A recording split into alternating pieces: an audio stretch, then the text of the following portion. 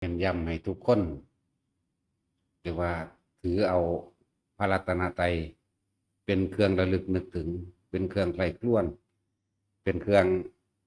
เปรียบเทียบในความจริงพึงทำหมายถึงพึงความจริงตามความเป็นจริงที่ตัวเองกระทำพึงตนเองบ่ไปหวังพึ่งสิ่งอื่นนอกจากความจริงที่พระพุทธเจ้าเขาได้แสดงเอาไว้บ่มีการไประลึกนึกถึงเกี่ยวกับผีสางนางไม้เทวดาเลิกงามยามดีดวงดาวดวงเดือนเลิกวันเกิดโง่เฮงจังซี่สลัดสละทิ่มหิเบิดอย่าลืมว่าการเกิดเป็นมนุษย์และเทวดาเนี่ยเป็นของได้ยากทุกอย่างเกิดจากจิตเถอะถ้ามันผูกพันมันใคร่ครวญอยู่กับสิ่งใดมันเกิดสิตราตรึงหวนระลึกนึกถึงมีความผูกพันกับสิ่งนั้นอย่าลืมว่าทุกสิ่งทุกอย่างเกิดขึ้นจากจิตเป็นไงใจเป็นไงนั่นแหละเป็นประธานทุกอย่างสำคัญและสำเร็จได้ด้วยจิตด้วยใจดังนั้นแม้การทำมาหากินเฮาสิมีการทำผิดมั่งเป็นบางครั้งบางคราวเด้อแม้จะมีการทำผิดศีลมั่งเป็นบางครั้งบางคราวทุกศีลมั่งเป็นธรรมดาแต่ความคิดนึกของเฮานี่นึกถึงพุทธธรรมสงฆ์อย่างเดียวยกตัวอย่างเช่นหมู่พวกนายพรานเบ็ดกระสังคนออกหาปูหาปลาหรือว่านายพรานล่าสัตว์ดักหนูดักกระต่ายยังก็แล้วแต่เถอะก่อนออกจากบ้านนึกถึงพุทธธรรมสงฆ์เข้าบ้านนึกถึงพุทธธรรมสงฆ์ก่อนที่นอนนึกถึงพุทธธรรมสงฆ์ใคร่ครวญในพุทธธรรมสงฆ์นั่นแหละเขายังจะได้อัตภาพเป็นมนุษย์และเทวดาได้ง่ายเนี่ยจังว่าเน้นเลิกออกให้เบิดเลยเกี่ยวกับการเชื่อว่ามีสิ่งศักดิ์สิทธิ์ดลบันดาลให้เชื่อว่าการกระทำของตนนั่นแหละคือธรรมคือความจริงการกระทำของตนมีผลแก่ตนเองสัตว์โลกเป็นไปตามกรรมคือการกระทำของเจ้าของเองให้เห็นไปตามความเป็นจริงทุกพวกเขาเกิดมานานแล้วแต่ละคนอย่างนี้เคยขอจากสิ่งศักดิ์สิทธิ์พระพุทธรูปพระพุทธเจ้าก็เลยเกิดกลายเป็นสิ่งศักดิ์สิทธิ์บ่ได้แม่นสิ่งศักดิ์สิทธิ์บ่แม่นว่าศักดิ์สิทธิ์โดยความหมายของแต่ละคนคืออยากให้เพิ่นดลบันดาลความร่ำรวยความมีอายุยืนความบ่เจ็บบ่ปวดบ่ป่วยความบ่พลัดพรากอยากให้เพิ่นดลบันดาลให้ได้ยศใหญ่ๆให้ได้เงินเดือนหลายๆยศถาบรรดาศักดิ์อยากให้เพิ่นดลบันดาลบ่ได้พลัดพรากดูอยากให้เพิ่นดลบันดาลให้เจ้าของไปแม้กระทั่งสวรรค์อยากให้เพิ่นดลบันดาลแม้กระทั่งว่าเกิดมาสัตว์ใหม่ก็เป็นผัวเป็นเมียเป็นพ่อเป็นแม่เป็นลูกกันอีกอยากให้เพิ่นดลบันดาลมาเกิดเป็นเศรษฐีมหาเศรษฐีนี่คือความเข้าใจผิดความเห็นผิดเด้อเรียกว่ามิจฉาทิฏฐิเป็นความเห็นผิดจึงบอกว่าเฮานี่เน้นถึงพระรัตนตรัยเน้นถึงคำสอนพระพุทธเจ้าแม้นกะสิมีการทำผิดมั่งเป็นบางครั้งบางคราวแต่จิตเท่าคิดนึกใคร่ครวญผูกพันอยู่กับสิ่งเหล่านี้นะนั่นสิไปใส่แต่จังว่ามีทางไปคือมนุษย์และเทวดาเท่านั้นเป็นผู้ห่างไกลแล้วจากอบายภูมิเปรตสัตว์นรกสุรกายตลอดทั้งเดรัจฉานห่างไกลต่อเด็กฟังเด้อบาดถ้าผู้ใดเรียกว่ามีจิตดุจดังว่าสัมภเวสีมีความคิดหาที่พึ่งอันเที่ยงแท้แน่นอนบ่ได้ผีก็เอาสิ่งศักดิ์สิทธิ์ก็เอาต้นไม้และภูเขาก็เอาสัตว์ทั้งหลายก็เอาเขามาเป็นที่พึ่งเอาเขามาปกป้องเจ้าของสัตว์ก็เอาแบบไหนก็คือเขียวหมูตันจังซี่แหละเอามาให้มันมากันเจ้าของว่าบ่ให้บ่เป็นว่ากันสัตว์ร้ายมั่งเห็นบ่เขียวหมูตันกันสัตว์ร้ายขี้เข็บแม่งอดหรือแม้กระทั่งเสือสางว่าซั่นเสือความจริงแล้วมันกินหมูเด้สิงโตมันกินคือกันงูมันก็กินคือกันเด้ขี้เข็บมันก็กินต้องตายมันเบิ่งแหม่มันบ่กินหมูมันซั่นแหละนี่คือความเข้าใจผิดถ้ามันตันอีหลีน่ะบ่ได้แขวมันดอกมันก็พาแขวมันแล่นหนียิ่งมันตายได้จังใดมันตายได้จังใดมันนี่ก็หนึ่งคือความเข้าใจผิดเรื่องว่าเอาสัตว์มาเป็นที่พึ่งเอาแขวเสือมาเป็นที่พึ่งมั่งเอากระดูกงูมาเป็นที่พึ่งมั่งเห็นบ่ล่ะ แขวสร้างตีนสร้างเล็บสร้างดูกสร้างมีเบิดนั่นแหละคิดว่าสัตว์ทั้งหลายเหล่านั้นสิปกป้องคุ้มครองตัวเองได้บ่ได้จิตใจของเฮาได้ใคร่ครวญเห็นบ่สิไปทางใดก็เอาอันของขังที่ตัวเองเข้าใจว่ามันขังมันปกป้องตัวเองมากใส่ข้อกันระลึกนึกถึงเห็นบ่มันใคร่ครวญมันใคร่ครวญในการระลึกนึกถึงมันผูกพันไว้กูมีแขวหมูตันนะกูมีแขวสร้างกูมีแขวเสือกูมีดูกงูมีอันนั้นกูมีอันนี้กูมีไม้มงคลไม้นั้นไม้นี้ไม้กันผีไม้กันปอบมันแปลงสั่นเห็นบ่ถือมงคลอย่างอื่นเข้าใจว่ามันเป็นมงคลถืออย่างอื่นว่ามันเป็นที่พึ่งของตนเองว่ามันสิปกป้องคุ้มครองตัวเองเลื่อนว่าเป็นที่พึ่งนะแม้กระทั่งการค้าขายเลิกงามยามดีก็ต่างให้ละออกให้เบิดให้ทุกคนทำความเข้าใจอย่างรู้แจ้งอย่างลึกซึ้งในตัวเองกับความเป็นจริงโลดเลิกงามยามดีในไปการค้าขายบางคนบ่ได้ไปฮอดหม้องค้าขายซ้ำลดส้มกันตายซ้ำบางคนค้าขายไปแล้วถูกเขาโกงก็มีเจ๊งก็มีหรือเลิกงามยามดีในการแต่งงานผู้ใดก็มีเลิกดีเบิดเด้มันคือบ่อยู่นำกันตลอดซ้ำบางคนก็บ่ได้นานกันหนีปะกันคือเก่าบางคนก็ตายจากกันคือเก่านี่แหมมันคือบ่อยู่จนว่าฮอด100 ปียังตายไปพร้อมกันโลดจังซี่นะแล้วจังว่าถือเลิกดวงดาวมงคลต่างๆถือโง่หอกโง่เฮ่งถือไล่มือไล่ตีนถือไฝถือตุ้มฉี่แมงวันถือปานเป็นนั่นเป็นนี่เป็นดีนั่นแหละให้เลิกออกเสียมันขัดกับความจริงคิดดีเมื่อไหร่ก็พูดดีเมื่อนั้นน่ะคิดไม่เบียดเบียนทำร้ายผู้คนผู้ใดผู้หนึ่งบ่ว่าคนบ่ว่าสัตว์การกระทำและคำพูดก็บ่เบียดเบียนไปตามกันนั่นนี่ความจริงมันว่าทุกคนน่ะใครควรนึกคิดและระลึกตึกตรองทำความผูกพันอยู่ในกับพระรัตนตรัยเนี่ยถึงแม้ว่าบางครั้งเราจะทำทุศีลมั่งมีการทำพิษบาปมั่งเป็นบางครั้งมันก็บ่ทำอยู่เบิดมื้อ24 ชั่วโมงดอกเนาะก็ต้องมีและเอาการนึกถึงพระรัตนตรัยนี่พุทธธรรมสงฆ์คำสอนพุทธเจ้าใครควรไปคนว่าอันนั้นแหละเป็นตัวเรียกว่ากบเกินอกุศลสิ่งที่บ่ดีสิ่งที่ผิดเอาตัวนี้มาคิดแทนเฮาคิดแต่เรื่องนี้เนื่องนะบ่ยาวนานบ่ไกลนะคนที่คิดนึกถึงพุทธธรรมสงฆ์อยู่ตลอดตอนนี้มีโอกาสได้โสดาสกิทาคาเอาง่ายๆนี่เด้มีโอกาสได้ง่ายๆนี่เด้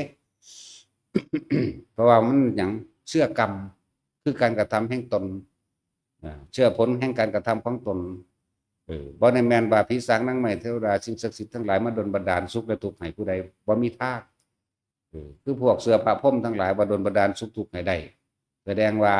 นี่คือความเข้าใจผิดเด้แสดงว่าพรหมนั้นบ่มีเมตตาเท่านั้นแหละมันเฮ็ดให้คนเกิดมาทุกข์เฮ็ดหยังเกิดมาพิการเฮ็ดหยังเกิดมาตาบอดเลยหูหนวกเฮ็ดหยังเกิดมาอยู่ในสถานที่แห่งแล้งน้ำท่วมเฮ็ดหยังทั้งสั้นแหละนี่คือความเข้าใจผิดเด้อแต่ละคนเข้าใจว่าพระอินทร์พระพรหมพวกพระเจ้าทั้งหลายดลบันดาลอันนั้นอันนี้นะบ่อาจสามารถประแมนเป็นความเห็นของเขาต่างหากซึ่งเขาเห็นผิดบ่เป็นไปตามความจริงนะเปลี่ยนความเห็นใหม่ระลึกถึงเฉพาะพุทธธรรมสงฆ์คำสอนอริยสัจสี่มีอยู่แล้วคำสอนธรรมจักรมั่งคำสอนอนัตตลักษณสูตรทิฏฐปริยยสูตรมั่งปฏิจจสมุปบาทมั่งคำสอนเกี่ยวกับพระปริตจังสี่สิ่งที่เป็นเครื่องปกป้องคุ้มครองตัวเองนะคือพระปริตจังสี่ก็ว่าปกป้องคุ้มครองก็เกิดจากใจเฮ้าไปหาผูกมิตรเอาเด้นี่ต่างหากนี่คือใครครวนอยู่ในนี่ละผู้ใดสวดหรือว่าท่องสาธยายคำสอนของเพิ่นจังซี่นะในรัตนปริตนี่อานิสงส์ของพุทธธรรมสงฆ์นี่รัตนปริตถึงอานุภาพพระพุทธธรรมสงฆ์นี่ก็เอาไปกลับไปอ่านเบิ่งคำแปลมันได้เว้ยหรือว่าเมตตาปริตบัดนี้กรณียเมตตาสูตรนั่นเองเนี่ยก็ไปอ่านเบิ่งคำแปลมันเนี่ยเฮาทำความผูกมิตรกับพวกภูมิเทวดาลุกะเทวดาตลอดทั้งสัตว์มีเท่ามากสัตว์ไม่มีเท่ามั่งสัตว์ที่กำลังหาที่เกิดหรือเกิดแล้วมั่งสัตว์อยู่ที่ไกลที่ไกลมั่งเนี่ยทำความผูกมิตรเด้นี่แหละเอาใครควรก็เลยเอิ้นว่าพุทธธรรมสงฆ์ธรรมทั้งเบิดแหละที่เพิ่นแสดงออกมานี่บ่ว่าสิเป็นธรรมจักรอธิตวริยสูตร นะหรือพระผลิตต่างๆก็เรียกว่าธรรมเป็นคำสอนเป็นสิ่งเป็นเอาความจริงตัวนี้ออกมาพวกให้เฮาใคร่ครวญทำความผูกพันกับมันกับคำสอนอันนี้แล้วเฮาสิค่อยๆลึกซึ้งเข้าไปสิเห็นความจริงดอกบัดนี้ว่าสิเป็นปริตนกยุ่งปริตนกขุมนะปริตสร้างจัตตันตปริตโมละปริต วัตกะปริตจังซี่อาราตานาติยปริตมั่งนั่นแหละใครควรเบิ่งทีละบาดจิตมันผูกพันใครควรจังซี่มันสิไปไสอกุศลเกิดบ่ได้มันมีแต่ทางที่เป็นกุศลเด้นั่นแหละจึงบอกว่าคำว่าพุทธธรรมสงฆ์ต้องแปลให้ฟังจังซี่หลายๆคนเข้าใจอีกอย่างหนึ่งว่าพุทธธรรมสงฆ์พุทธธรรมสงฆ์ซื่อๆบ่แม่นแค่นั้นเด้คำว่าที่พึ่งหรือเอาเป็นแนวทางในการดำเนินชีวิตถึงแม้ว่าจะทำการผิดบาปมั่งเป็นบางครั้งทุศีลเป็นบางครั้งทำผิดศีลมั่งเป็นบางครั้งจังซี่แต่ว่าแนวทางแห่งการคิดนะอย่าลืมทุกอย่างเกิดจากจิตความคิดของเฮาเองเกิดจากจิตถ้าคิดใครคนตรงนี้มันสิไปใส่การเกิดเป็นมนุษย์เป็นของเกิดได้ยากมนุษย์ที่จะไปเกิดเป็นเทวดาตลอดทั้งเป็นมนุษย์อีกครั้งหนึ่งก็ยังเป็นของหาได้ยากเป็นดุจดังว่าเศษดินที่ปลายเล็บ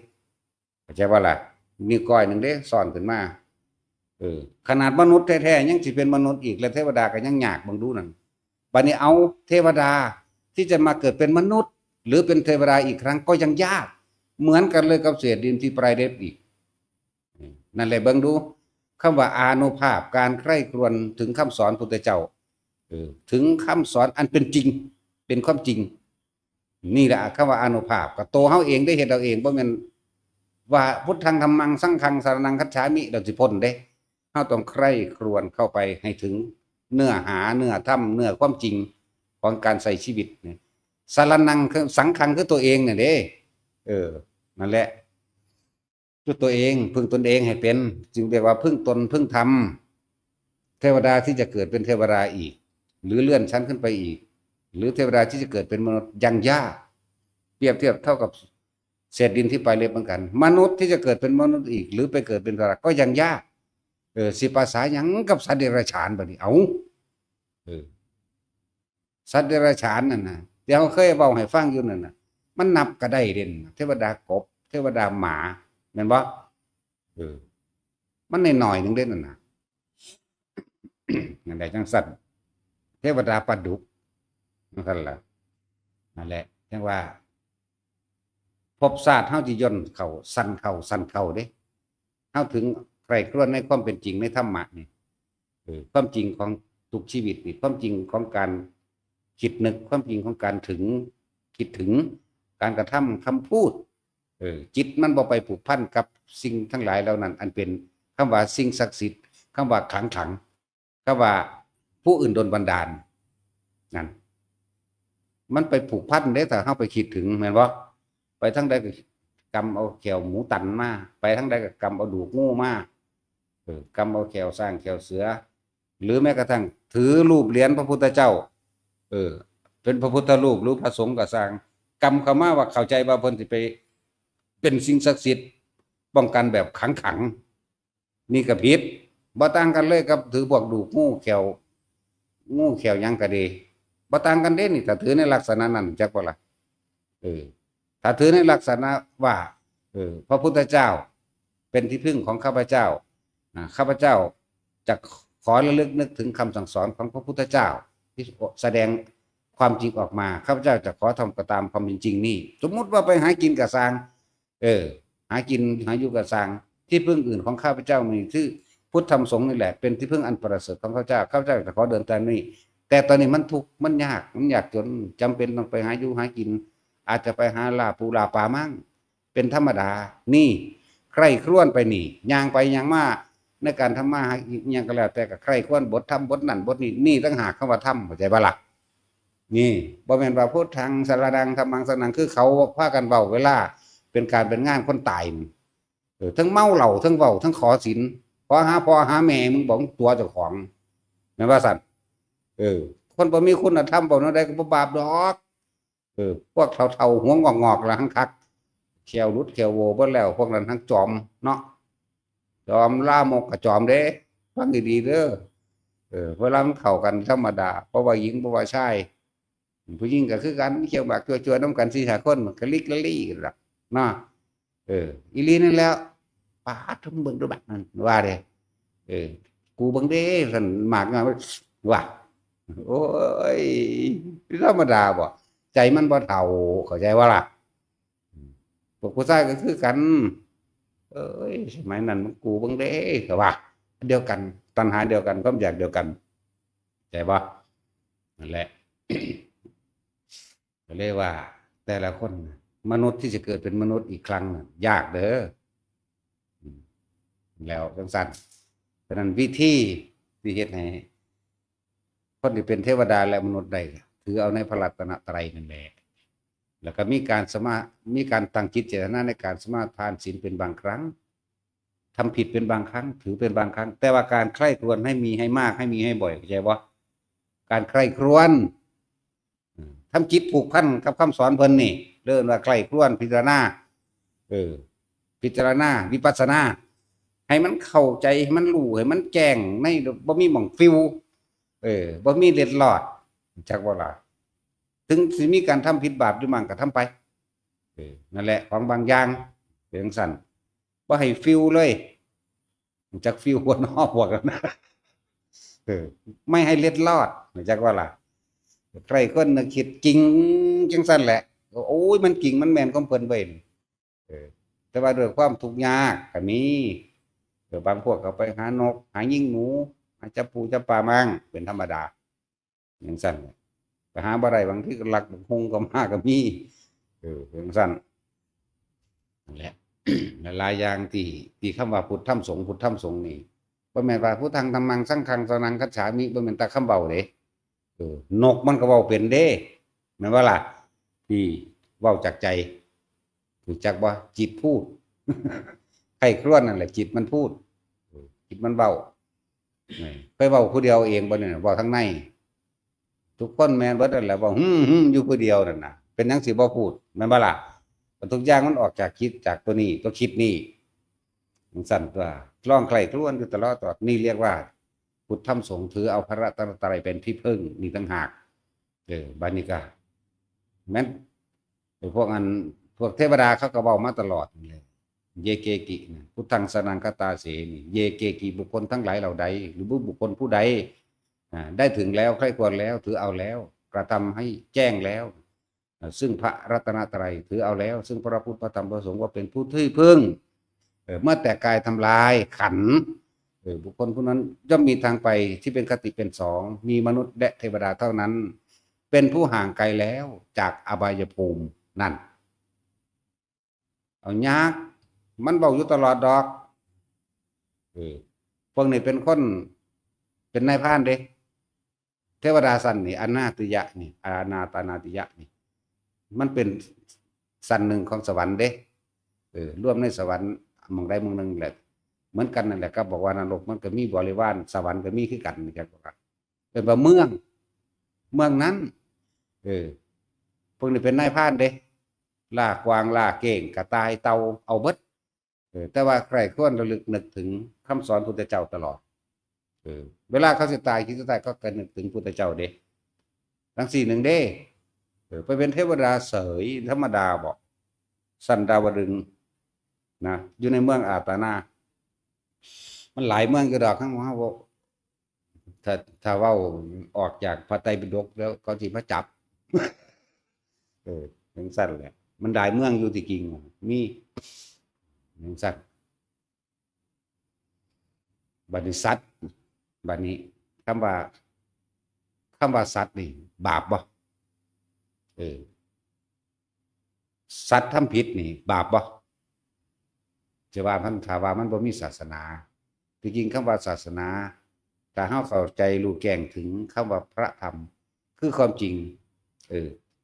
คิดเลวคิดชั่วคิดไม่ดีแล้วกับทำไม่ดีพูดไม่ดีก็ได้รับ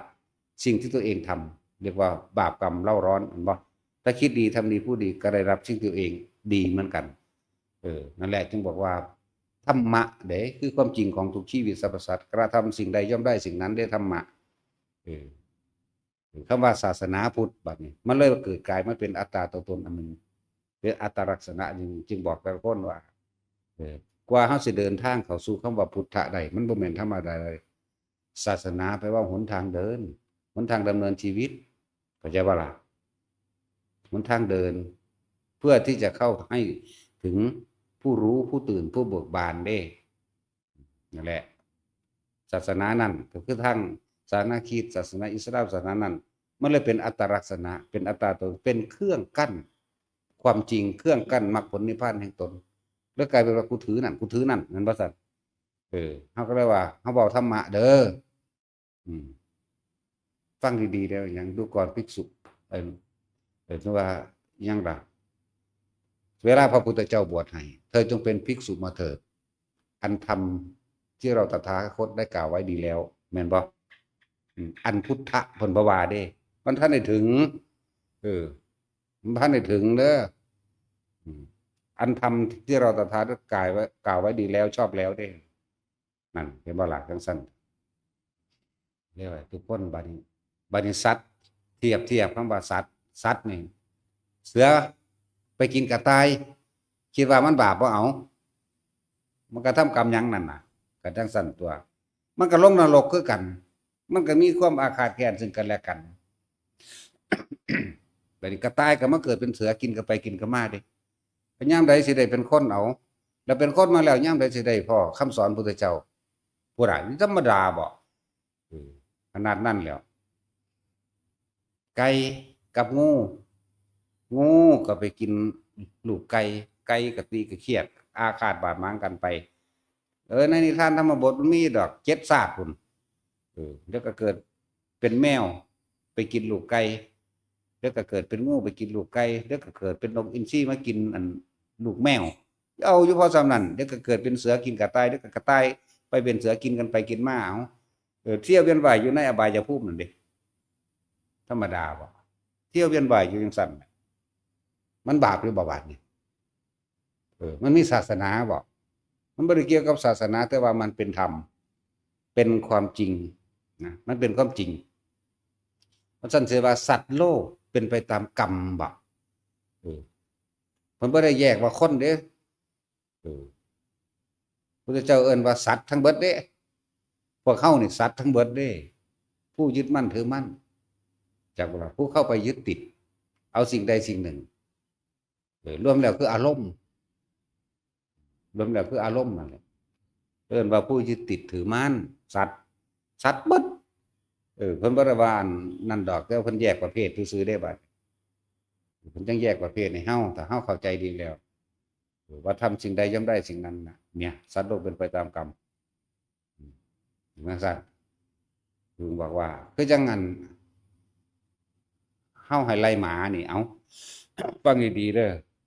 คิดว่าเฮาให้ไล่หมานี้ออกไปจากนี้คิดว่าเฮาบ่มีเมตตาบ่เมตตานั้นลึกล้ำยิ่งกว่านั้นอีกฟังดีๆเด้อ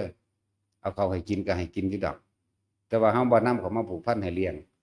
นะเวลาคนนั่งสมาธินี่เวลาจิตสงบกำลังตั้งมั่นแม้แค่ปฐมฌานหมาเฮาวิ่งขึ้นคนตื่นตกใจบาปเท่ากับขาสร้างเข้าใจบ่ล่ะบาปนี่คนกับคนก็คือกันเขานั่งสมาธิทำความเพียรไปก่อกวนไปแบบนั้นแบบนี้ก็เป็นบาปขึ้นมาหาแก่ตัวเองเด้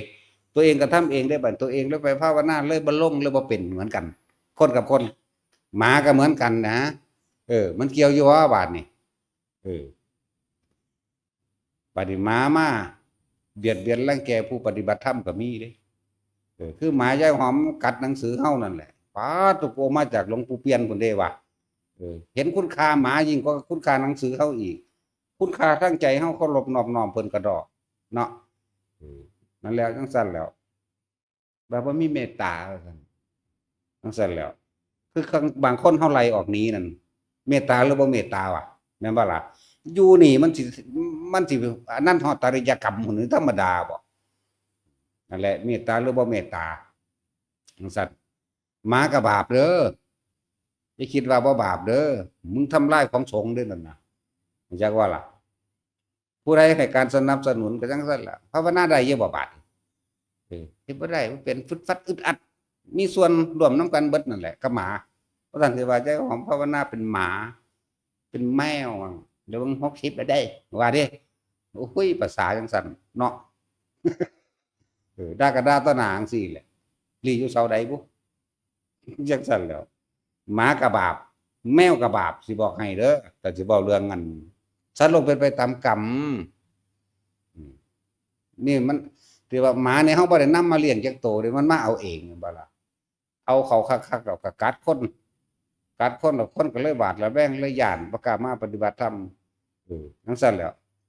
คิดว่าหมาสิบ่ตกนรกติโอ้ยยามใดมันสิได้เป็นคนขนาดคนแท้ๆมันก็ยังไปอยู่เนาะ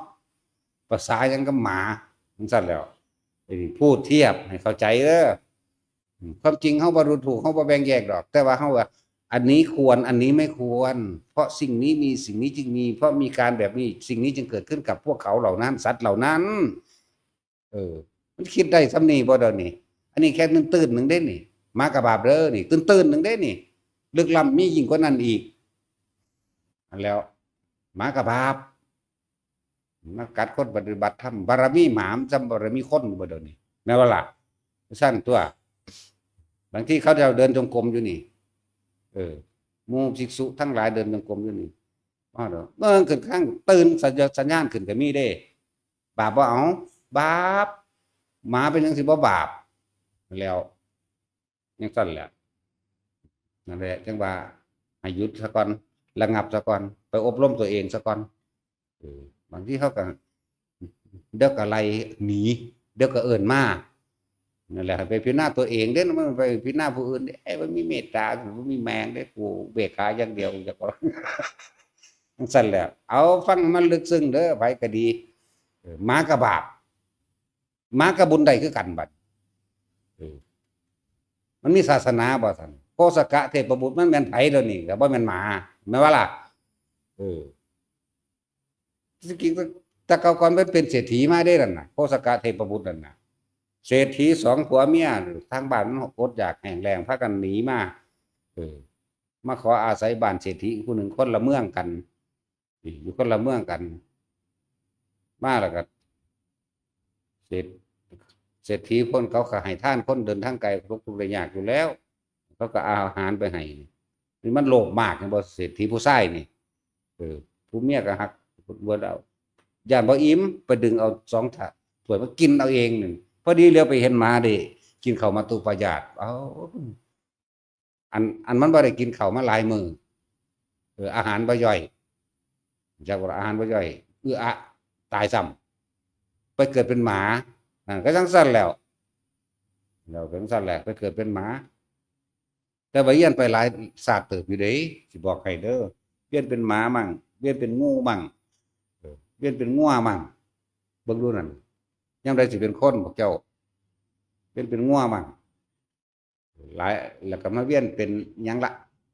กลับไปเป็นหมาอีกมั่งเป็นขี้เกียจมั่งเด้วันธรรมดาเด้แต่สุดท้ายก็มาเป็นหมาอีกก็วนน้ำเมียนั่นแหละเอาผัวตายแล้วเขาก็เป็นเมียตัวเศรษฐีกันเลยบางคนผู้ดีเก่ามันก็งามอยู่แล้วนั่นบ่ล่ะผู้ดีเก่าได้เศรษฐีผู้ดีก็เลยคิดฮอดเมียนั่นก็มันเลยมาเกิดเป็นหมาอยู่แถวนั้นอีกคือเก่าบัดนี้มีพระเจกมาสมัยนั้นพระมีพระพุทธเจ้าดอกเด้อพระเจกพุทธเจ้าอยู่ทางไปอีกประเภทนึงแล้วเป็นที่บอกเวลาพระมามึงมาเอิ้นอันเพิ่นว่าม่วนเด้อดอกเวลาพระมาเอิ้นพอใส่บาตรเด้อล่ะบอกกับหมาหมานี่ก็ยังก็ตามว่ากูได้อยู่กับเมียใกล้ๆเมียน่ะจักบ่ล่ะจังซั่นล่ะแล้วมันเวียนเกิดเวียนตายอยู่คราวเดียวนั่นบ่ได้อายุยืนได้สัตว์นั่นแหละบัดนี้พระเจกมาบิณฑบาตก็เลยแล่นเข้าตอกซอกซอยนั่นซอกซอยนี่ตามทางเพิ่นย่างไปนั่นมันก็หอนน่ะเหรอพระมาแล้วเด้อเตรียมของใส่บาตรบัดนี้มาฮอดบ้านเศรษฐีที่มันอาศัยอยู่ก็ว่าพระมาแล้วเด้อท่านเศรษฐีเตรียมตัวใส่บาตรเอาไปเอามาบัดนี้มันถึงการเวลาเข้าพรรษาเพิ่นก็สิหนีไปอยู่ภูเขาคันธมาศของเพิ่นนั่นแหละที่บอกว่าโคสกะเอ้ยตะกี้บ่ได้เอิ้นว่าโคสกะดอกคือเอิ้นบักแดงบักดำยังก็เอิ้นไปนั่นแหละคือเอิ้นบักแดงบักดำก็เอิ้นไป เรื่องว่าเขาสิไปจำพรรษาอยู่หันอยู่นี่เด้อรักษาตัวเองเด้อมันตื่นตันใจจากบ่หมาอันนั้นน่ะเพิ่นก็ฮ้อขึ้นสู่อากาศมันก็ฮ้อนจนใจมันขาดตายพอดีแล้วไปเกิดเป็นเทพบุตรผู้มีชื่อเสียงโด่งดังก็เลยเอิ้นโคสกะแปลว่าโฆษณาโฆษณาจากว่าล่ะบอกกล่าวข่าวสารนั่นเองโฆษกะก็ดีโฆษณานั่นแหละเด้อนั่นแหละไปเป็นเทวดาทั้งสั้นแล้วอาศัยหยังมันมีศาสนาบ่เอาอาศัยจิตสุดท้ายบ่เอาอาศัยการกระทำสุดท้ายทั้งใจอาศัยความคิดนึกถึงพระกเจกหรือไปสวรรค์นั่นแหละที่เว้ามามันหน่อยๆนึงเด้มันนับก็ได้เด้หรือว่าเมธิกะเทวดากบที่เขาตีหัวมันปุตายนั่นน่ะจักปะล่ะมันมีศาสนาบ่บายมันก็เล่งเบิ่งพระทำบัดเสมอทั้งสั้นแหละจิตสุดท้ายนี่หน่อยๆนึงเด้อจังหวะทุกคนใคร่ครวญในธรรมคำสอนพุทธเจ้าที่เป็นนำมาการถือพระพุทธเจ้าบ่แม่นถือไปขลังเด้บ่แม่นถือไปป้องกันปืนบ่แม่นถือไปป้องกันผีบ่แม่นระลึกถึงเพื่อจะให้เพิ่นเสกสรรดลบันดาลทรัพย์สินเงินทองยศถาบรรดาศักดิ์ความร่ำความรวยความอายุยืนให้เด้บ่แม่นเพิ่นให้ดลบันดาลไปว่าให้ไปสวรรค์หรือไปวิมานมีวิมานสวรรค์บ่แม่นถือด้วยเพราะว่าให้ไปเกิดชาติใหม่หรือเป็นเศรษฐีจะเป็นไปเป็นลูกเป็นผัวเป็นแม่เป็นเมียกันอีกบ่แม่นแบบนั้นเด้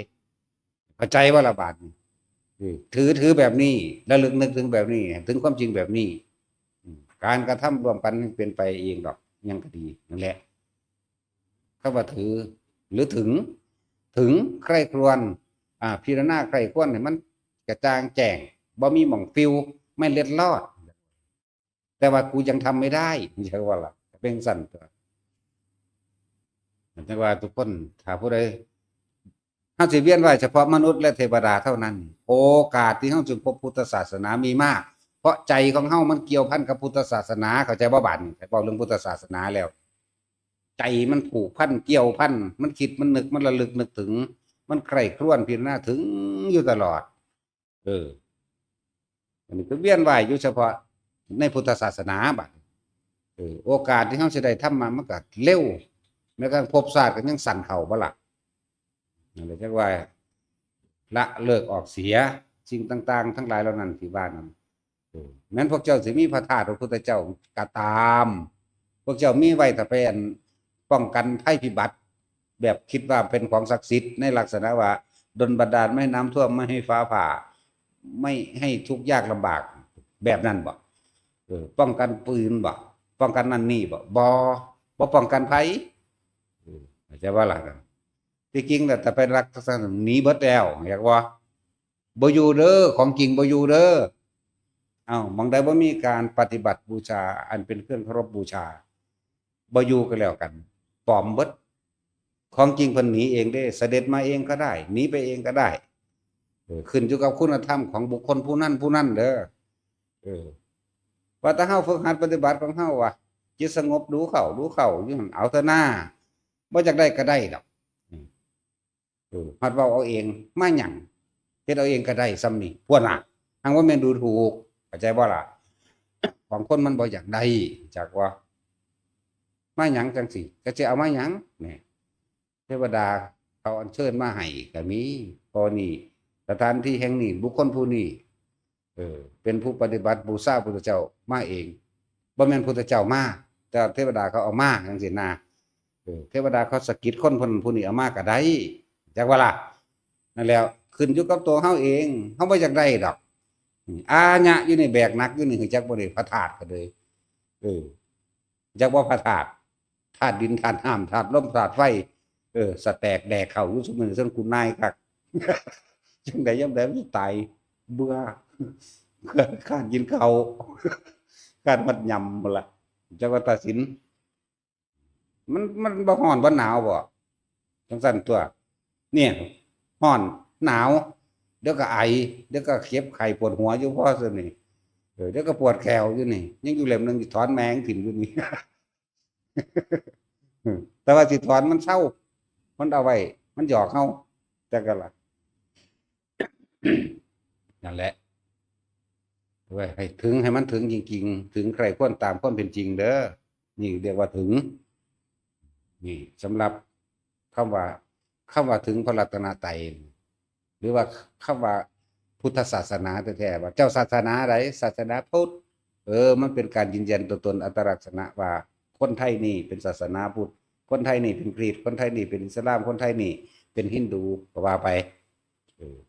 คนอันนี้เป็นบราซิลก็ว่าไปงัวได้นั่นนะงัวตัดสินของสั้นเป็นสมมติอันหนึ่งว่านั่นแหละแต่ทุใดถึงทำความเป็นจริงแล้วบ่มีปัญหาอยากว่าล่ะภพชาติเขาสิสั่นเขาเลยเอาเขาไปเกิดสวรรค์อยู่สั่นสูงๆคุณพวกในโลกมนุษย์นี่เวียนไปตายเกิดเปรตสัตว์นรกไผเป็นหมูเป็นหมาเป็นกาเป็นไก่เวียนไปเวียนมาอยู่ตะไดภพตะไดศาสตร์เอา10,000 ปีแล้วทั้งหนึ่งหากะมือเดียวก็มีแต่อยากว่าล่ะทั้งสั้นก็ทั้งนี้100,000 ปีแล้วทั้งนั้นหากะได้เครื่องมือก็มีทั้งนี้หรือว่าผู้เกิดในพรหมบัดเท่าได้ล้านปีแล้วทั้งนั้นหากะได้เสี้ยววินาทีเดียวก็มีจักว่าล่ะทั้งสั้นตัวบัดนี้มันได้โอกาสจังว่ามาพุทธเจ้ามาอุบัติขึ้นตลอดทั้งหมู่ภิกษุสงฆ์สาวกบางที่เป็นแสดงธรรมของผมคนที่ใครควรในธรรมจากใครควรในพุทธธรรมสงฆ์อยู่แล้วมันก็เข้าใจทั้งตัวเพิ่นไปแสดงธรรมข้างบนกับบรรลุปัวไปเลยก็มีหรือพุทธเจ้าโดยพุทธประเพณีต้องไปโปรดเอาพุทธมารดานี่แม่พระพุทธเจ้าต้องตายภายใน7 มื้อทุกองค์หมดนั่นแหละเพราะฉะนั้นเอิ้นว่าพุทธประเพณีบ่เพิ่นก็ไปเอิ้นเอาแม่เพิ่นไปโปรดเอาแม่เพิ่นทั้งข้างบนนั่นจังซี่น่ะก็บรรลุนั่นอีกตอนนั้นก็มีเห็นบ่หมู่ภิกษุสงฆ์ทั้งหลายผู้เพิ่นทรงฤทธิ์จังซี่ไปแสดงนั่นก็มีและทุกวันพระมันมีอย่างอยู่เด้โพธิสัตว์ผู้ได้รับรัฐพยากรเดี๋ยวแสดงธรรมข้างบนก็มีรู้จักว่าล่ะบรรลุก็มีหมู่เทพบรรพสัตว์เดียวกันกดเงื่อนไขกันบอกกันจักว่าล่ะบรรลุเองก็มีบรรลุด้วยกันสนทนาธรรมกันก็มีคือยกตัวอย่างคือพระพุทธเจ้าโคดมเฮาเพิ่นแสดงธรรมอยู่โลกมนุษย์ก็มีคนผู้เดียวบรรลุโสดาบันหนึ่งแม่ว่าล่ะบรรเทวดาคันว่า18 โกฏพุ่นน่ะ180 ล้านคนเป็นอรหันต์แล้วอนาคาจักสิเท่าใดเด้เพิ่นว่าเอาเบิดไปซื้อโสดาสกิทาคาจักสิเท่าใดเด้บ่แม่นแค่นั้นเด้เพิ่นเว้าเอาแต่ยอดมันว่า180 ล้านเป็นอรหันต์เนี่ยเพิ่นเว้าซ้ำนั้นนั่นแหละมีผลในนี่ทั้งเบิดจึงบอกว่าทุกคนถือเอาความจริงซะถือเอาพระธรรมนั่นแหละอันพระพุทธเจ้านำมาทรงสอนแสดงกับเฮาให้เฮาใครควรแม้จะมีการทำผิดศีลมั่งเป็นบางครั้งทำผิดบาปมั่งเป็นบางครั้งเด้อจิตใจเฮาผูกพันแต่ผูกพันในอันเลิกงามยามดีเด้อสักสิไปค้าขายมื้อใดโอ้6 ค่ำเด้อส่งสำเภาไปค้าแล่นไปฮอดขอนแก่นรถชนกันตายซ้ำมันคือบ่ดีกันเนาะไปหน้าค่อยส้นเนาะพวกคนบ่ทันเมียนต้องเสียนพระล้านว่าเด้ไล่ไปนี่มีคนจดเอาเด้เวลาจริงก็ว่าเด้ดำลังด่าเด้เนาะ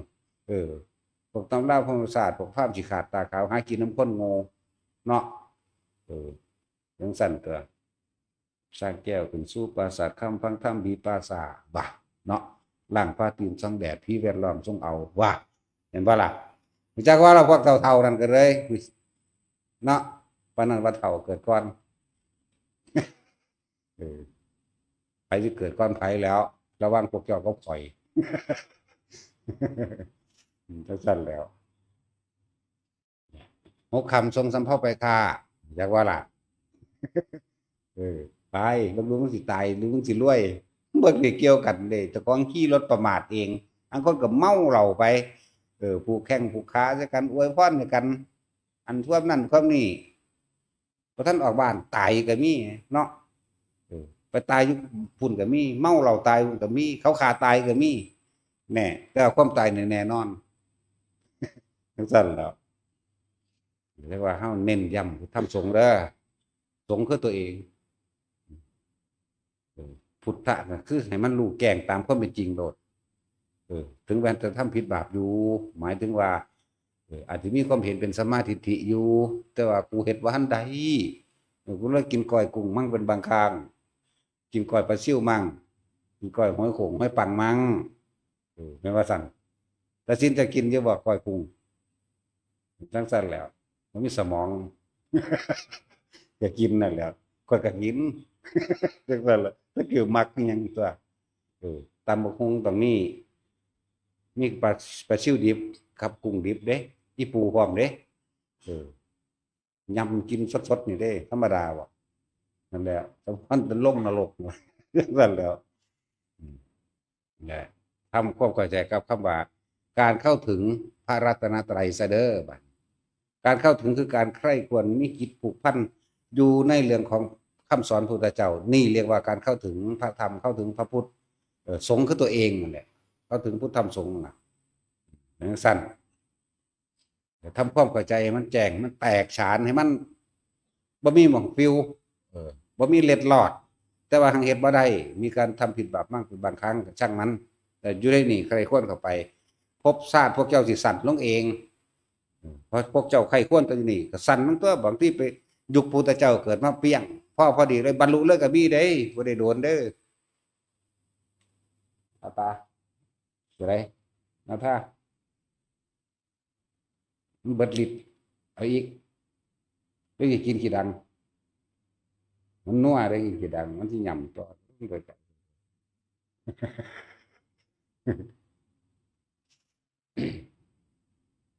หลายๆอย่างที่เฮาบ่ได้แตกฉานในคำสอนของเจ้า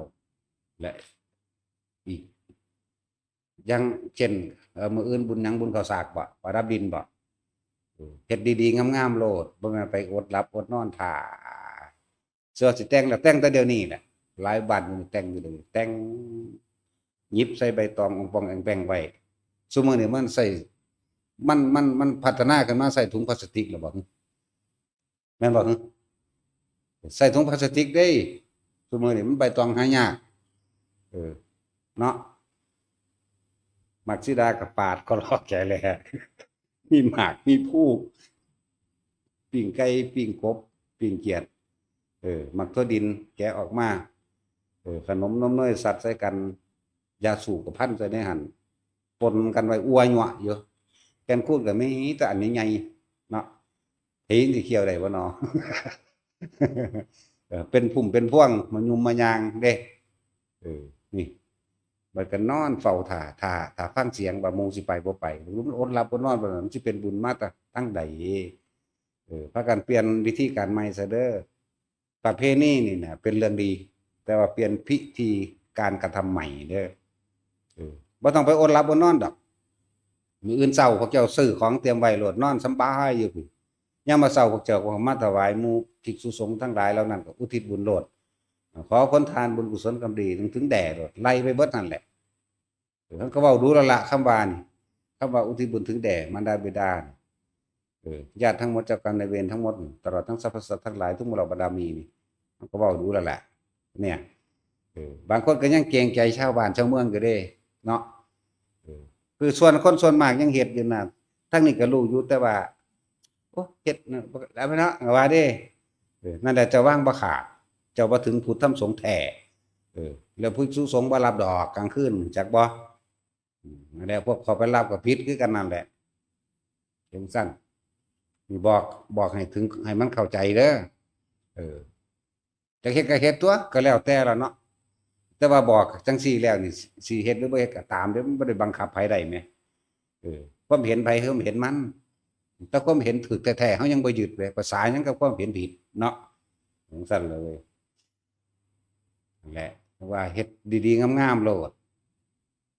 ถวายสงฆ์ก็ให้สงฆ์กินได้แหน่จะแต่ให้หมากินหลายแต่หมามันก็บ่กินได้มันอัวหยวะอยู่แถมซ้ำห้อยไว้เต็มข้างกำแพงน้ำต้นหอมไม้หอมโพธิ์หน้าลานสถูปเจดีย์ต่างๆอาหยะอยู่สกปรกอีกคิดเบิ่งความจริงมันนี่ไผปัดบัดนี่บ่ปัดเด้ว่าแต่ของได้บุญแล้วพ่อแม่ก็ได้กินแล้วเอ้ยให้ตาพ่อตาแม่เป็นผีเป็นเปรตมาล่ำเกินกระหูนั่นนี่กูจะขายหน้าเฮ็ดบุญเบิด ว่าเนาะหมอลำมันล่ำตะกี้เด้เขาก็ชื่อว่าอะไรหรอกเขาบ่มักหมอลำเขามักอัลเทอร์เนทีฟพุ่นล็อกหนักๆเฮฟวี่เมทัลเขาก็เลยชื่อหมอลำบ่ได้ว่าเขาบ่มักใจดีแล้วเป็นสั้นมันหกอายะบางบัดกับพวกมูภิกษุสงฆ์ทั้งหลายมันก็ขี่ข่านคือกันเด้มันก็ว่าลูกมากวาดเด้หมากับสะดึงลากคนหย่อมหยามใส่กันแตกสะนอนขึ้นตามมันปิ้งเป็ดปิ้งไก่น้ำมันนั่นแหละหมักสมเชียวหวานหมักละมุดก็เอามันงามๆหลดนะมาถวายเพิ่นน้ำเศร้าหลดเจ้าจังอุทิศหลดสิเป็นละมุดสิเป็นสมเชียวหวานสิเป็นอย่างอย่าไปหาจีกองฟองแป้งนะใส่ถุงได้ซุมื้อนี่โอ้ยังข้าวสากกับพัฒนาเด้ แต่ว่าใจค้นเสือกบ่พัฒนาเว้ย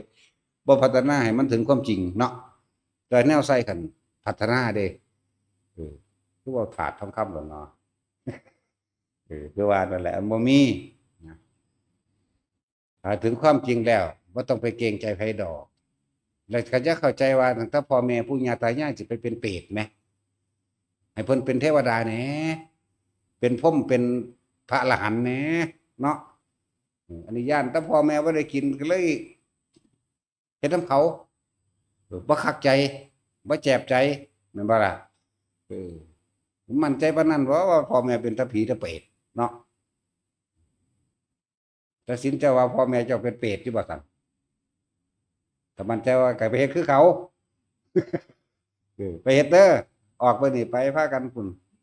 กับอีตัวมยอมมันนั่นไปพากันไปพากันไปเฮ็ดพุ่นไปยายน้ำให้น้ำหน้าตะกี้ยายน้ำให้น้ำหน้าเด้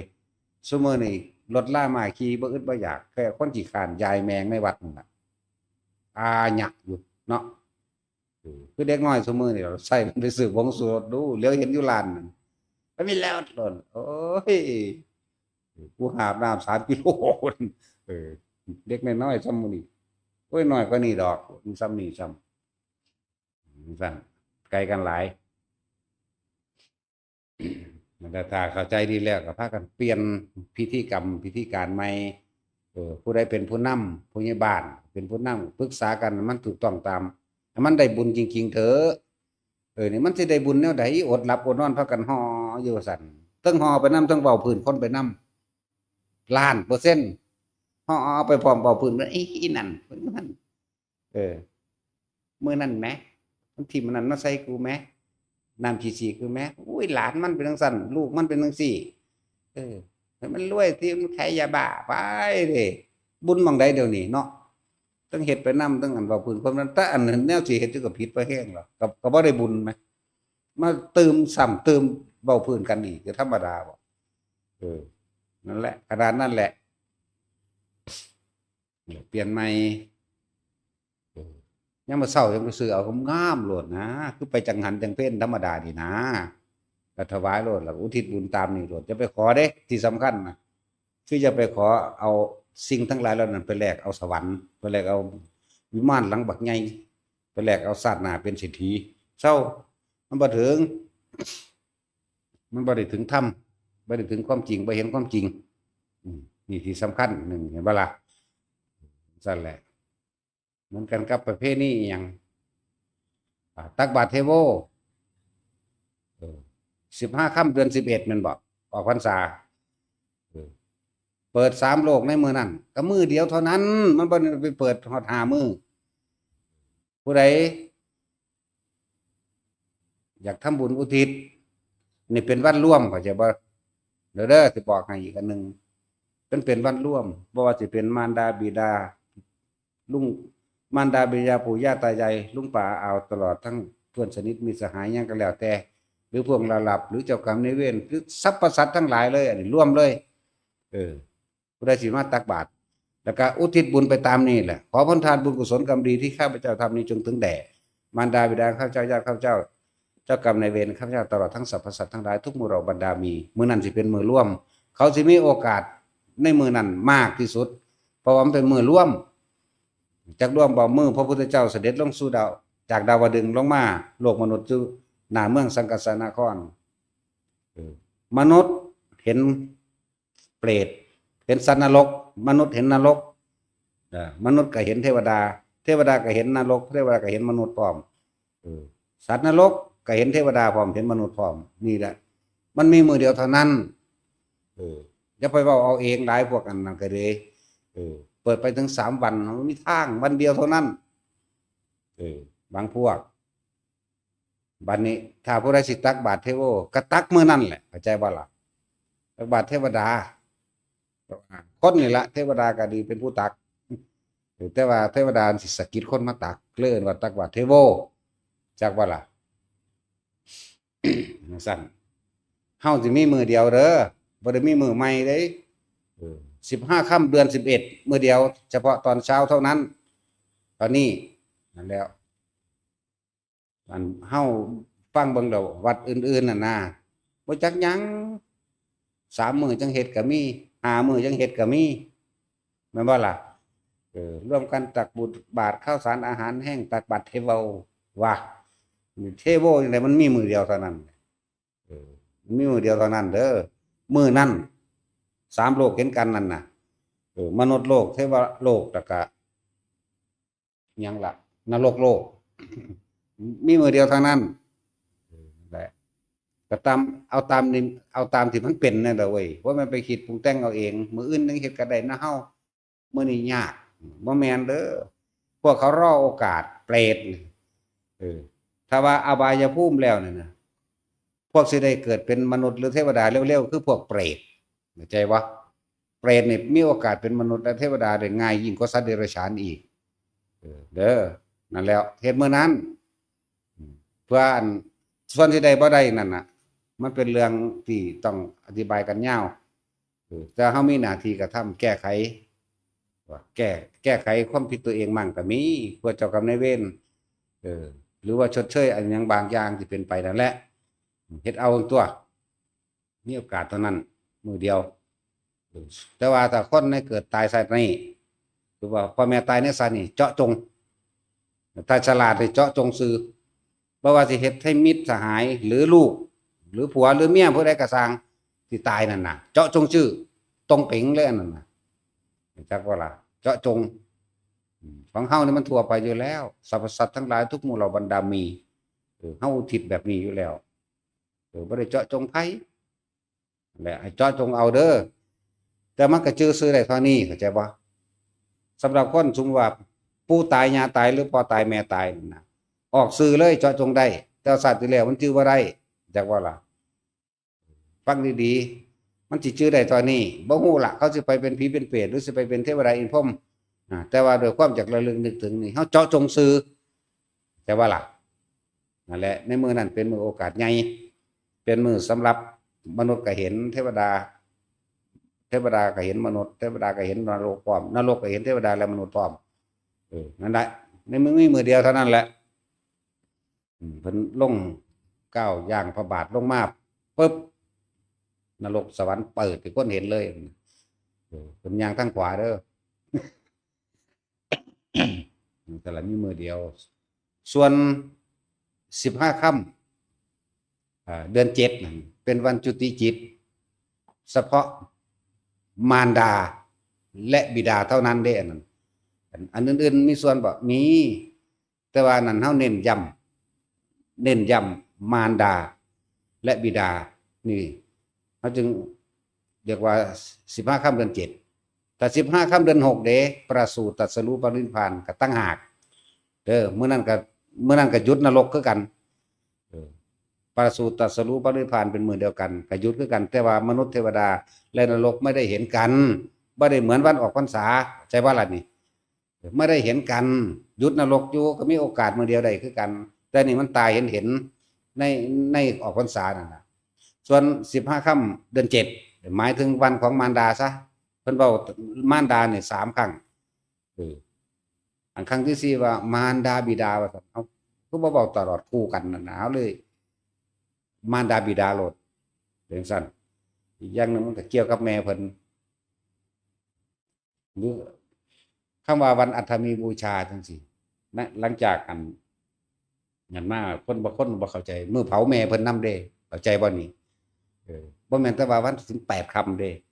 มือเผาแม่เพิ่นเด้ออีกอันนึงน่ะเผาร่างกายแม่เพิ่นรู้จักคำว่าเพิ่นบ่เด้อนี่เพิ่นก็เพิ่นพระพุทธเจ้านั่นแหละเขาก็เว้าจังซี่เนาะเผาแม่เพิ่นอาถรรพ์มีบูชาหมายถึงว่ามื้อนั้นเป็นวันที่เผาก็สิว่าราชาศัพท์พวกเขาบ่เข้าใจเผาแล้วจังไงเนาะเขาเอิ้นหยังทรงผ้าไฟบ่ผู้ใจก็ดอกเขาก็เว้าซื่อสั่นเราอยากแจกแจงอีกอันนึงว่าผู้ใดต้องการทำบุญอุทิศให้สรรพสัตว์ทั้งหลายบ่ว่าจะเป็นมารดาบิดาปู่ย่าตายายตลอดทั้งญาติสนิทมิตรสหายเจ้ากรรมนายเวรยังก็แล้วแต่แม้กระทั่งสัตว์ของตัวเองที่ตายไปก็แล้วแต่เด้อมีวันเดียวเฉพาะตอนเช้าตวาดเทโวนะหรือว่าตวาดเทโวเฮาบ่มีพิธีอีหยังแต่ทุกคนเตรียมใจไว้เตรียมของเตรียมใจไว้วัตรจรของลงบาทเลยเพราะผลทานบุญกุศลกรรมดีว่าไปหมดที่จริงมันนึกไว้ในใจพอแห้งแล้วล่ะแล้วก็หมู่ภิกษุทั้งหลายเหล่านี้น่ะสิเป็นเครื่องสะพานบุญเองหรือเครื่องทรงบุญเองดอกเขาทรงชาติเอาเองดอกผู้ใดบ่ทรงก็สร้างมันข้างอยู่หัวมันนั่นใช่ว่าล่ะการทรงชาติในขณะนั้นจิตเป็นอุเบกขาเด้แต่ว่าล่ะสั้นแล้วแต่ว่าทรงก็สร้างหัวมึงเด้มึงอย่าข้างเฮ็ดไปล่ะนั่นแหละเขาเจ้านึกอุทิศบุญไว้ในใจเขาเจ้าว่าแต่ของตกบาตรปึ๊บปึ๊ดไปของมันเองดอกแล้วก็บ่มั่นใจอีกกับมาอุทิศเอาตอนถวายจังหันนี่อีกจังหากก็อุทิศไปอีกจังหากตอนพระยาถาสัพพิก็ว่าไปตัวเพิ่นนั่งสิบอกคำนั้นดอกจังซั่นแต่ว่ามีพิธีหยังเหมือนกับจังหันทั่วไปยังแต่ว่าตักบาตรตะไกลๆพุ่นจังซั่นก็บอกแจกแจงรายละเอียดว่าเฮาบ่ค่อยมีงานอีหยังดอกงานก็มีงานนั่นแหละ15ค่ำเดือน7มื้อนั้นเป็นวันทดแทนบุญคุณมารดาและบิดางานเฮาบ่ค่อยมีแล้วก็ตักบาตรเทโวก็บ่ได้ว่าตักบาตรเทโวเด้คนทางมาหลายจักมาแตะไสบ้านเจ้าของบ่มีบ่เนาะมาแหย่กันยังอยู่นี่คักแท้บ้านพวกเจ้าบ่มีบ่จังซั่นตัวแล้วตักบาตรเทโวมันเลยได้เฮ็ดบางคนมาหลายมันก็ได้ลงทุนตัวลงหน้าวัดพุ่นตัวเนาะขนาดบ่ได้ประกาศหยังเด้นั่นน่ะรู้จักบ่ล่ะมานำหยังก็เทโวรู้จักเทโวเทวดานั่นแหละก็ไปสะกิดญาติๆมาเองน่ะเขาอยากได้บุญนำหรือเปรตญาติต่างๆก็ตามหลายอย่างไล่บ่เบิดนั่นแหละอยากมาก็มาบ่อยากมาก็วัดเจ้าบ่มีบ่ผู้เฮ็ดอยู่วัดเจ้าพุ่นเนาะตาสินแล้วก็โอ้ยเนาะเพิ่นมาบ่น้อยหลายกว่าเก่ามาฮอดต่างประเทศพุ่นลองเบิ่งแหม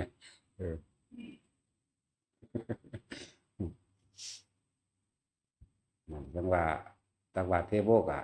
เลยได้เฮ็ดเอาเฮ็ดก็เฮ็ดแต่ว่าบ่มีพิธีใดจะมาจัดแต่งเฮาเฮ็ดหยังเด้เขาก็เฮ็ดโดยใส่บาตรทั่วไปนั่นแหละมาแล้วก็มาผ้าขาวทั่วไปนี่แหละมาหลายอีหลีก็พุ่นตักเอาอยู่ในโรงครัวมากินไปกินมาโลดเฮา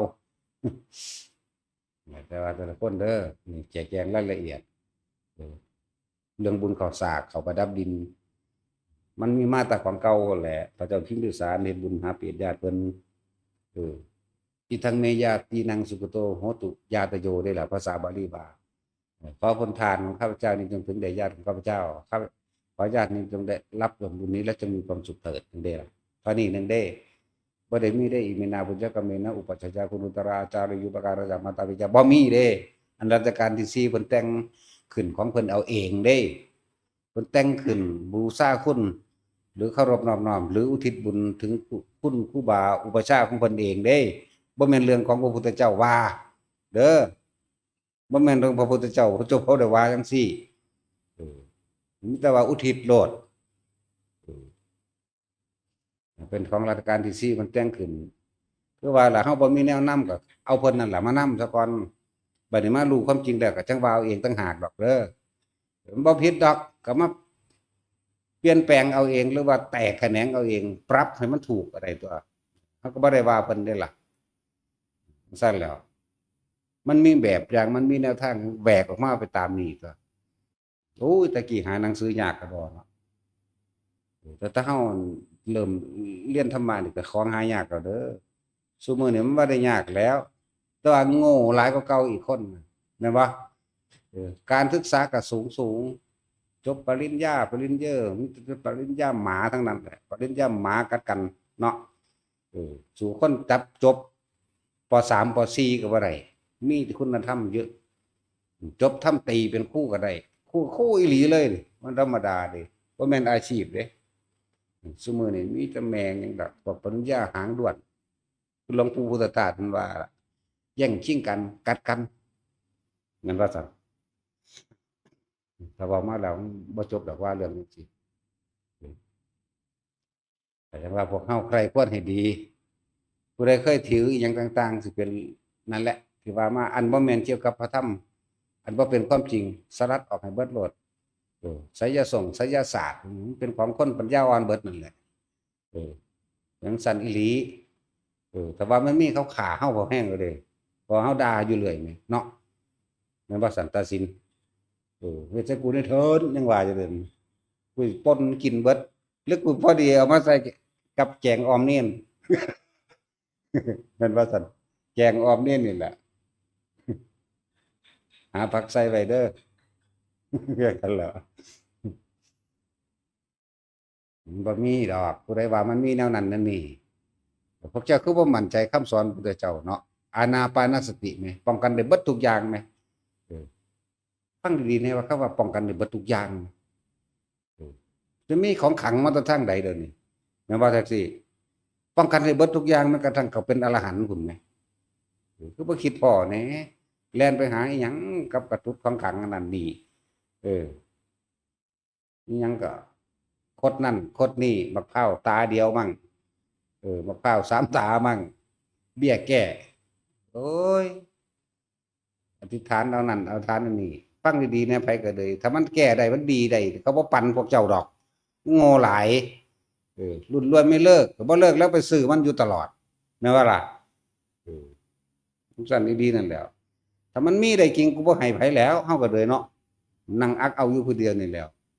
เอาฟังสิเปรียบเทียบให้ฟังง่ายๆพวกว่าอันนี้รุ่นรวยไม่เลิกรุ่นมหาเศรษฐีหรือดับเบิลเศรษฐีนั่นก็ตามพวกเจ้าสมมติถ้าพวกเจ้าไปหาเห็ดพวกเจ้าไปเห็นเห็ดปวกอาญะอยู่นี่กล้าเอิ้นผู้อื่นมาเอาอยู่บ่แม่นบ่มันก็อักเอาแต่เจ้าของตัวฟ้าวทั้งแนมซ้ายแนมขวาอย่างเขามาเห็นรูปลาบเอาอยู่แม่นบ่สั่นนั่นแหละแต่มันมีดีจริงๆมันได้จริงๆไหมแม่นบ่สั่นมันบ่ไปบอกไผเด้มันเก็บไปแล้วมันก็อักไว้จื้อไว้พี่หน้ากูสิมาเอาอีกหรือเที่ยวหน้ากูมาเอาอีกเด้บ่ให้ไผดอกนั่นแหละแล้วซ้ำเก็บเห็ดนี่มันก็คิดแปรเทียบซะกันบ่ออกบ่ถ้ามันรวยไม่เลิกจริงๆหรือวันใดอธิษฐานเอาได้จริงๆกันน่ะโอ้ยมันบ่มาเอามาขายให้ไผดอกยังประสาทปัญญาอ่อนหลายเนาะถึงสั้นแล้วนี่แหละนี่เว้าโดยพระวินัยพร้อมเด้นี่จักบ่ล่ะเราโดยธรรมพร้อมเราโดยความจริงพร้อมเว้าตามเป็นจริงเลยนี่ถ้ามันได้จริงๆเฮาบ่ปันไผเด้กูก็อยากมีอำนาจเนาะถ้ากูรวยผู้เดียวนี่กูก็สั่งการได้ทั้งตัวกูก็จ้างคนไปนั่นนี่ทั้งตัวแม่นว่าล่ะคือเฮาไปหาเห็ดนั่นแหละพอแต่เห็นแล้วเอิ้นหมู่มีจะว่าอ้ายเห็ดอยู่พี่สูเอิ้นมาเบิดบ้านเอิ้นอยู่บ่เอา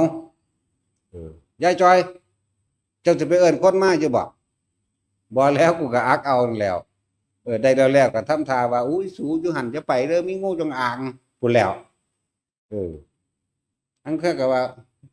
อุ้ยจักเป็นไผดอกสูอยู่หั่นได้ตั้งแต่กระต่ายเห็ดมันเต็มแล้วจะไปเห็นกูเห็นคือพี่บ้าหรือเขาว่ากินยาบ้าอยู่หั่นก็บ่รู้ได้สูว่านั่นแหละเห็นบ่ล่ะเล่ห์เหลี่ยมม่านยาสาไถย่านเขาไปเก็บเอาแน่แต่มันดีจริงมันได้จริงก็คือกันแหละครับพวกที่ว่ารวยจังสั่นรวยจังสี่อธิษฐานเอาเด้อฐานหาพอหาแมงบ่ไปดำหน้างอมอยู่ว่าสิได้กินแต่ละอันแต่ละบาทเนาะ พวกขายของก็ตื่นแต่เดินลุกแต่เช้าเก็บของนั่นนี่เขาบายแล้วบายอีกเขาว่าซื้อกับตาเหลียกม่านให้เขาธรรมดาบ่ไม่ใช่คนเล่าหลายตัวของดีของขังเต็มเมือนเดียวโอ้ยจุดธูปจุดเทียนมันเป็นโรคมะเร็งปอดไปแล้วบ่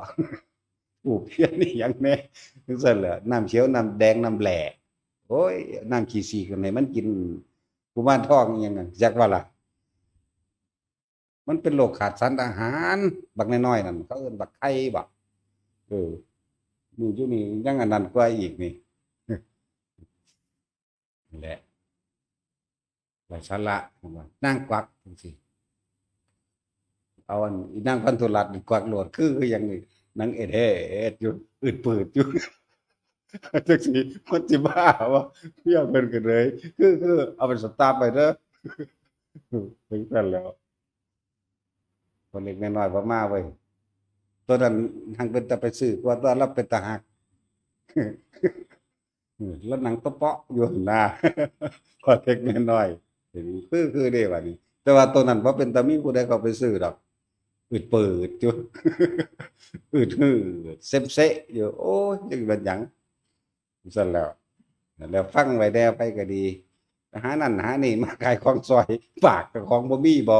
จะเป็นหมู่ปานนั้นน่ะน้ำเขียวน้ำแดงเนาะจุดธูปจุดเทียนไอว่าซั่นคือหลายอย่างแนวมื้อนี้นั่นแหละเพราะว่าหยังเฮาบ่ใคร่ควรในธรรมเฮาบ่ใคร่ควรตามความเป็นจริงเฮาบ่ถึงพระรัตนตรัยแท้ๆนั่นน่ะมันถึงแต่สำเนาทะเบียนบ้านเออ เอาไว้ถ้าแยกกัน DNA ซื่อๆดอกกันนั่นจักว่าล่ะเป็นสั้นตัวเอาไว้ถ้าแยกว่าประเทศนั่นถือดีซื่อๆเอาไว้ถ้าตามหายามมีคดีจักบ่จังสั้นเด้อเว้ย